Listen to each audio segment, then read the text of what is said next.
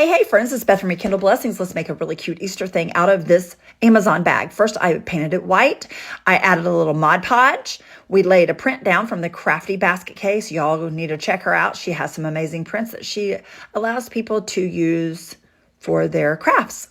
Anyway, we Mod Podged over the top of her twice and dried really good. I wanted to make sure it was durable because I decided I'm going to cut out this design out of this Amazon bag. I went through both pieces of the paper and we just cut it all the way out. I glued all the way around the bottom half. I went and grabbed some polyfill. We're filling this little thing up and I'm just making sure all my sides are closed. And then I will go back and glue each ear.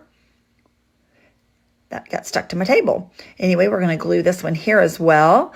And then we're going to pick it up and we're going to fill these ears up with whatever I can push it down in there with, a pencil, scissors, whatever you can get it down in the ears with. And then I'm going to continue to fill up the rest of the bunny. And then we will close it up with some glue. Going to hold it for a minute so that it glues and stays shut. You want to make sure all your areas are closed. And then we're going to add some embellishments, some cute little paper flowers from Hobby Lobby we're adding to this. And then once I finish that up, we're going to add some greenery that I have. Some cute little greenery that came from the Hobby Lobby. You guys, this came on a garland. I have a ton of it. Anyway, we're going to add some filler to this wood base, paint it black, and then we're going to paint the back of our little bunny black. I'm just trying to keep everything cohesive, and that's the best thing I think to paint it with. So, and we also got a Jenga block. We're painting it black, and we're going to glue this to the back of our bunny once we get it dried, because this is what is going to help stand our bunny up on that base.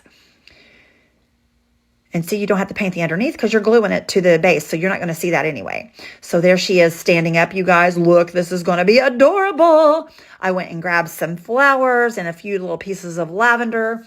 We're going to glue this to her base so that she has some pretty little spring flowers. And it kept wanting to fall over. You guys can see right there. So what I did eventually was I just kind of put a dot of glue on her and I leaned it against her. I laid it back so it wouldn't fall over. And I put it, you can see me putting a dot of glue on her right there, leaning it against her. And you can't even tell that I done it because it's kind of rounded and it stands out from her, but it looks super cute, you all. And then I added other florals to it, to the base. I don't know if you guys will see that or not, but anyway, I went ahead and went around this with a piece of ribbon. And I just went all the way around. I added a finger bow to the front of it. Made a little bow here. We're going to add to the front of it, and it just dressed it up right nicely. You're about to see the final picture. I hope you guys enjoyed this as much as I did. I absolutely love her. I think she's gorgeous. I hope you guys enjoyed this. If you did, spread the blessings. Get this out there. Thank you for watching and have a very blessed day.